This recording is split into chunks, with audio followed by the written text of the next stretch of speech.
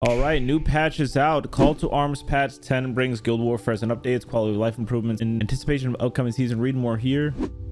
Okay, I think they're going to be releasing a new artifact. This patch, let's see. Today's patch will bring guild warfare updates and quality of life improvement in anticipation of the upcoming season. Energy Surge season starts September 25th, featuring a short 6-week structure, accelerated point multipliers, and one kind of rewards for the top guild. In anticipation of this unique standalone season, today's patch brings challenges to guild and faction warfare, quality of life improvements, including new name tag options and better use fee notification. New artifact items drop in the world, so I'm assuming the next big patch is going to come after this one. Just for the fact that they're dropping these new artifacts, and hopefully that's going to be used towards the next big patch that's coming. As part of the brand new war gloves weapon line coming in the next major content update. Yep. So I'm assuming after this patch is when our next major content update is, just because they're starting to introduce these artifacts. New artifacts have been added to the mob and chest drops in the open world. These artifacts cannot be yet used for crafting and only appear in limited quantities for now, but they already offer economic and PvE players a new item line to start collecting. So we're going to see a lot more people in the open world, which is pretty cool. Even though right now I'm living in the roads and I've been doing a shitload of fucking hideout content, you know, the chests have been giving me great money, so it's been helping out. But this is pretty cool. I'm gonna have to see watch the latest dev talk on these new artifacts. I think I've already seen that, but we'll see. Okay, guild and faction warfare changes. Entering hideouts now require a channel for players who have not set out the hideout as home, removing doors and castle outposts to make them easier to conquer by smaller groups. Okay, reduce warning messages when outposts are under attack. Level 6 Crystal League tokens, okay, are now non-tradable. I didn't even know they were tradable before. Decreased penalties for enlisting with factions with low recruitment rates. Increased value of red zone kills. Increased value of red zone faction kills, okay. Increased values of areas previously owned by non-Carleon factions during bandit assault. Quality of life improvements. We have additional option to display guild names of other players without displaying player names. And players flagged the same faction now appears as allies. Added tomes category and mount subcategories for marketplace. That's pretty cool. Pop-up message now displays when the usage fee of a crafting station was recently changed. Nice. When both players in a corrupted dungeon are knocked down, get up time is greatly reduced. Oh, okay. So now they made it faster for you to get up, I guess that makes it a little bit easier. I wonder what's the get up now. That way, I guess if both players knock down, you can't die to an enemy that quick if you spawn right next to each other. On top of the changes listed above, there are also numerous combat balance changes, bug fixes, and other improvements as well. You can read the complete list and changes in the official patch notes. I think, is this today? Was this released today? Yeah, it was. Call to Arms. This is the new patch. Holy shit. A lot of stuff here, man. Hideout changes, new artifacts began, castle outpost changes, removes doors of castle outposts to make them easier to conquer. I haven't done any of that stuff, so I'm not even going to read that. Faction warfare changes. Enlisting with the faction with low recruitment rates now has less of a penalty for players of lower rank. Enlisting with the faction, low recruitment rates. Okay. Faction war kills in red zone are now worth up to 3 times as many faction points. Damn. That's going to entice some people to go to red zone and fight now, which is pretty cool. Faction points and knockouts in yellow zones. That's going to be nice. I feel like that's going to make more people want to do red zone now for the bonus points. Areas previously owned by a faction other than Carleon are now worth more faction points after a bandit assault begins. Okay. All right, name tag changes. Added option. We already saw that. New marketplace categories. Added tome category.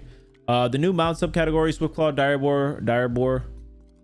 Why the hell? Oh, Direbear, Direboar. Oh, cool. Now. So now instead of having to type it in, they actually have the subcategories, which is pretty fucking cool.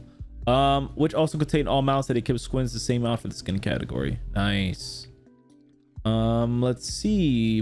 Mobile players can now begin playing with guest accounts with the following conditions: no crossplay. Guest accounts are bound to a device ID. Okay, cool. No crossplay. Really? Oh, okay.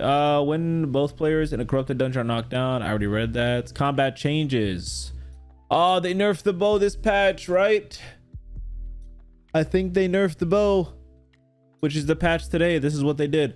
Regular bows are still a very strong pick in 5v5 Crystal League. Okay, what about ganking? To make their damage output a bit less explosive, the ramp up to the max stack buff now takes slightly longer. Additionally, the attack buff now falls off more quickly if the bow stops attacking. These changes should offer more counterplay options as a bigger reaction window for enemy team while still keeping the general playstyle intact, where it can focus single enemies down very quickly once maxed. I forgot that this is going to be the patch that they nerfed the bow, which is kind of fucking sucks, to be honest, because I just started getting decent with the bow, man. My spec's like almost 80 now. So now they decide to nerf it, but you know, what are you going to do? Let's see. Enchanted Quiver. Attack damage increase per stack is only 30% now. Attack speed per stack 13%. Okay, so they didn't nerf it too much. They did nerf it 5% for the damage stack, but I mean, I don't think that's too bad. I think they have the buff attack duration. Kind of long. Should have made that like 3 seconds. So like I cut that in half, so that's not too bad. They didn't nerf it too much. They did nerf it, but it's not like a huge nerf where they weighed this down to like 20%. So it's not too bad. Curse staffs I haven't tried nature staffs. Shoes. The recent buff made royal boots the top choice in corrupted dungeons. They offer a strong shoe ability for chasing down enemies if not interrupted or purged. Okay, disengagements. In this way they work as intended. However, the maximum speed is provided slightly too high, as they were good for subtly rushing to an enemy off screen. So there's gonna be a lot less runners now, which is nice. They brought it down 1%. Okay. Battle mounts, I haven't got one yet. And we got a couple of fixes. Soul Link now gives 8 seconds to connect. Dash abilities. The AoE indication area of spinning blades dual swords is now correctly displayed for the caster to better communicate minimum distance. Remove the option to suicide after being knocked down by mobs in corrupted dungeons. That's cool. Fix an issue. I don't know why they would even have that /suicide in corrupted. I'm glad they fixed that. It's kind of stupid. Fix an issue where players could get stuck in spawning loot chests and hellgates. Fix an issue where faction flag players could become stuck in dungeons or overcrowded. Fix an issue where water cannon was not displayed when watering plants. Okay, resolve the issue permanently. Additional graphic, additional audio, animation, additional graphical, audio, animation, terrain, UI, and localization fixes. Okay, so this is a pretty decently sized patch, to be honest. I mean, it's more like fixes. They did add the new artifacts, so I'm assuming it's going to be a pretty decent sized patch because it's going to go to all the mobs in the game, or depending on what zone they're going to be in.